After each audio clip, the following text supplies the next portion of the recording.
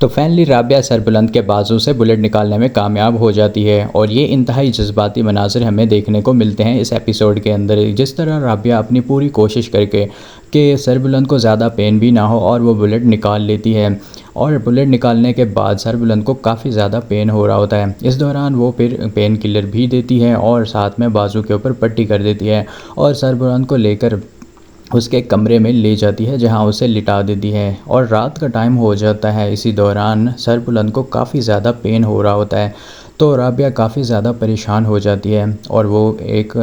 اس کے ملازم کو جا کے بتاتی ہے، جو کہ سربلند کا کافی وفادار ملازم ہوتا ہے۔ اس کو ساری بات بتاتی ہے اور اسے لے آتی ہے کہ ہمیں اسی ٹائم ہسپتال جانا ہوگا۔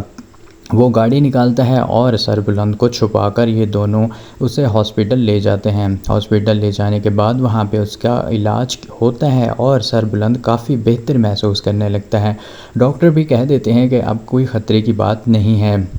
اور وہ اصرار کرتے ہیں کہ ہمیں اسی ٹائم ہی واپس حویلی جانا ہوگا تاکہ کسی کو بھی شک نہ ہو، اور وہ واپس سربلند کو لے کر روانہ ہو جاتے ہیں۔ ہاسپٹل سے واپسی پر ہم دیکھتے ہیں کہ راستے میں سربلند کا جو ملازم ہے وہ اس کے لیے کافی زیادہ پریشان ہوتا ہے، اور سربلند کو کہتا ہے کہ اگر آپ اجازت دیں تو میں ان سب کو صبح ہی ختم کر دوں، اور اب ان کو سبق سکھانے کا ٹائم آ چکا ہے۔ لیکن سربلند وہاں پہ منع کر دے گا اور کہے گا کہ ابھی ٹائم نہیں ہے، ہم صحیح وقت کا انتظار کریں گے۔ لیکن اس کا ملازم کافی زیادہ پریشان ہوتا ہے اور وہ چاہتا ہے کہ آپ مجھے پرمیشن دیں اور میں ان کو ختم کروں، لیکن اس سب کے باوجود سربلند منع کر دے گا، اور رابعہ اسے دوبارہ حویلی میں واپس لانے میں کامیاب ہو جائیں گے، اور یہاں کسی کو بھی کانوں کان خبر نہیں ہوگی۔ دوسری طرف ہم دیکھیں گے کہ سہراب خان کافی زیادہ پریشان ہوتا ہے۔ اس کی پریشانی کی کوئی انتہا نہیں ہوتی، کیونکہ ابھی تک اسے کوئی خبر نہیں ملی ہوتی کہ سربلند کا قتل ہو گیا ہے، اور وہ کافی زیادہ پریشان ہوتا ہے کہ جن لوگوں کو ہم نے بھیجا تھا کہیں وہ پکڑے ہی نہ جائیں، اگر وہ لوگ پکڑے گئے تو ہمارا سارا کھیل خراب ہو جائے گا۔ اسی پریشانی کے عالم میں وہ ملازموں سے پوچھتا بھی ہے اور کہتا ہے کہ سربلند کہاں پہ ہے، اور ان سے پوچھتا ہے کہ کیا وہ شہر کے باہر گیا ہے،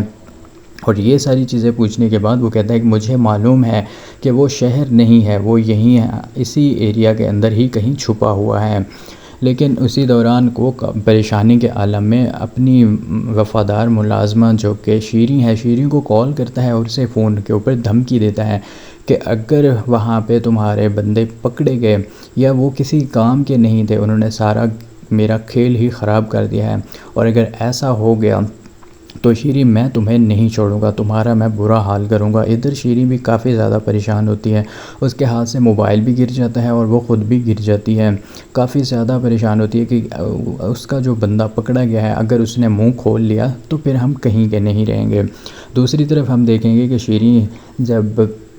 بی جان کے پاس جاتی ہیں تو وہ کافی زیادہ پریشان ہوتی ہیں۔ بی جان انہیں نوٹ کر لیتی ہے کہ شیریں کے ساتھ کوئی مسئلہ ہے اور یہ اتنا زیادہ پریشان لگ رہی ہے۔ ہم دیکھیں گے کہ جب سربلند کافی بہتر ہو جاتا ہے تو وہ بی جان سے ملنے کے لیے آتا ہے۔ اسی دوران جب وہ کمرے سے باہر آ رہا تھا تو اس نے اوپر شال لپیٹی ہوتی ہے تاکہ کسی کو بھی پتہ نہ چلے کہ اسے گولی لگی ہے۔ اسی دوران سہراب بھی دروازے سے انٹر ہوگا اور سربلند کو دیکھ لے گا، دونوں کا آمنا سامنا ہوگا۔ اور آپ کیا سوچتے ہیں کہ یہاں پہ کیا باتیں ہوں گی؟ آپ کومنٹ سیکشن میں لازمی بتائیے گا۔ اس کے علاوہ ہم دیکھیں گے کہ جو سربلند کا خاص آدمی ہے اس نے جو اس قاتل کو پکڑا ہوا ہے اور اس کے اوپر وہ کافی زیادہ تشدد بھی کرے گا اور اس سے سچ اگلوانے کی کوشش کرے گا اور اس سے پوچھے گا کہ کس کے بندے ہو اور تمہیں یہاں پہ کس نے بھیجا تھا۔ تو آپ کے خیال میں کیا وہ بندہ اس شیریں کا نام لے لے گا، یا وہ سہراب خان کا نام لے گا، یا پھر وہ کوئی اور بہانہ بنا لے گا؟ آپ اس کے بارے میں کیا سوچتے ہیں؟ آپ نے کومنٹ سیکشن میں لازمی بتانا ہے۔